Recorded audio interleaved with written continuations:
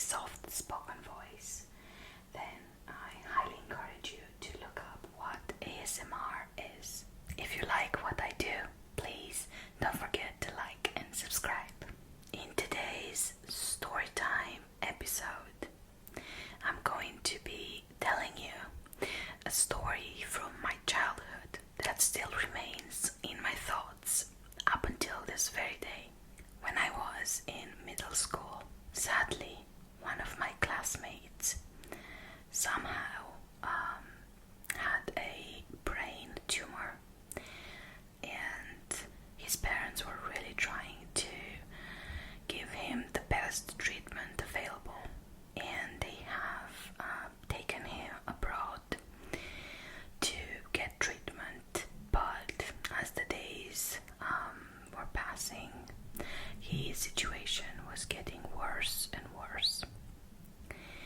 I personally didn't quite get along with my colleague, and we didn't interact too much back then. But something happened that made me become a bit closer to him. His name was Luci. I remember that we were in the summer holiday, and I was at home doing my homework in the living room. Now, in my living room, there was also my parrot and my school desk. So I was sitting there in silence doing my homework. My mom was staring out the window, and my parrot was asleep.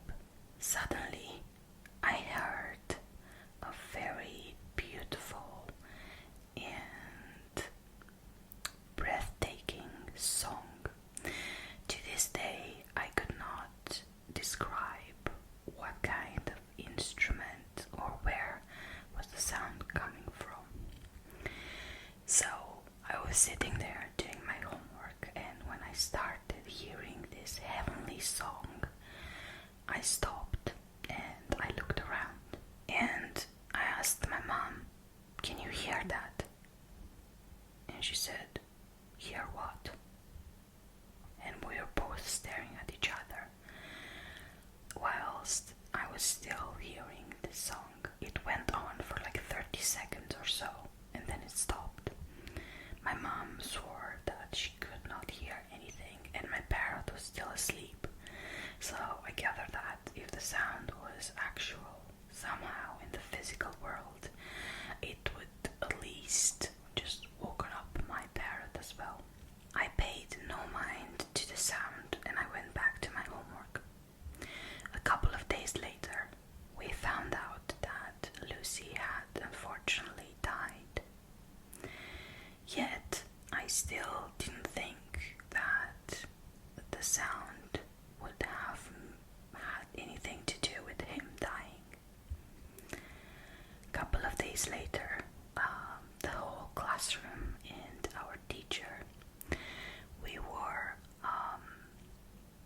going to his funeral, and it was a very sad day, and it was very hot outside as well, and we were trying our best to go through with the funeral proceedings. Now, I don't know if you know, but since we all were Christian Orthodox, there are a couple of different things that we do at the funeral that are different from the rest of the world. I won't actually mention all of them, but when we arrived at the church, we were waiting for the car with Luci's casket to be brought in. So the tradition is that if a child dies, then everyone has to make kind of a bridge with flowers, so the child can be brought in the church under this flower bridge.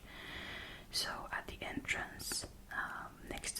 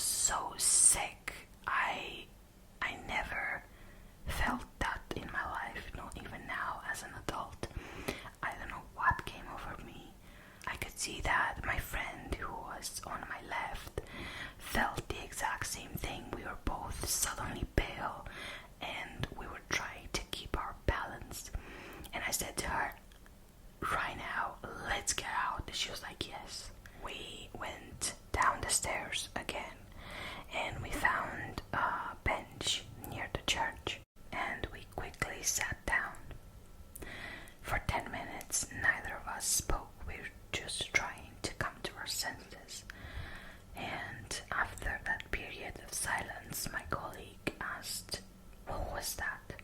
Oh, and I told her, "I have no idea. It was just like it hit us both at the same time."